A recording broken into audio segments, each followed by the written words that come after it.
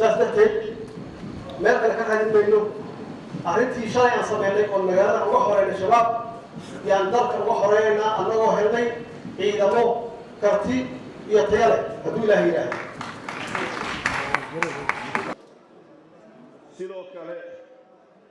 dadka leadership-ka waa shabaab waxaan leenahay waxaad burbureysaan ma aha dowladda Soomaaliyeed dowladda Soomaaliyeed ma burburin kartaa dowladdu waxay haystaan taageero caalam iyo haystaan ciidan waxaan haysanaa aad fara badan laakiin waxaad burbureysaan runtii rajadii ummadda Soomaaliyeed waxaad burbureysaan hantidii Soomaaliyeed waxaad dilaysaan walaalihiin ee dowlad ma qabsan kartaa waxaan idiin sheegaynaa leadership dadka madaxda waa shabaab 10 sano dagaalaysay annagu diyaar waxaan u nahay haddaan nahay dowladdii haddaan nahay shacabkii Soomaaliyeed haddii aad nabad qaadan weydaan in meel alla meesha joogtaan aan idinku imaano hadduu ilaahay yahay waxaan idinka dalbanaynaa ummadda halaynina hantida ha burburinina noo imaada aan wada xaajoonno hubkaan iska dhiga dalkaanna aan horumarsanno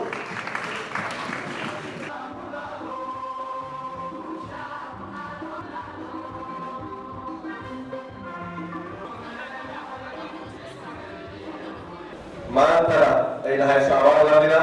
laydinka sugayo inaad waddooyinka furtaan cadowga la dagaalantaan si aad u badbaadisaan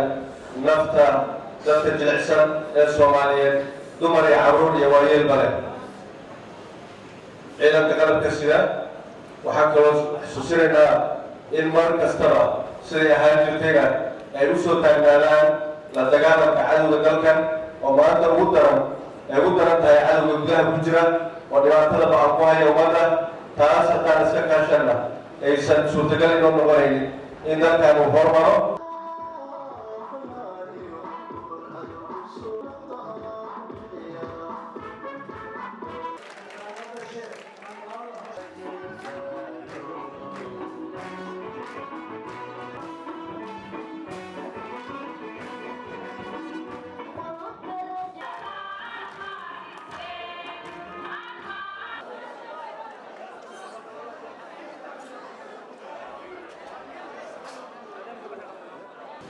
waxaan dhammaan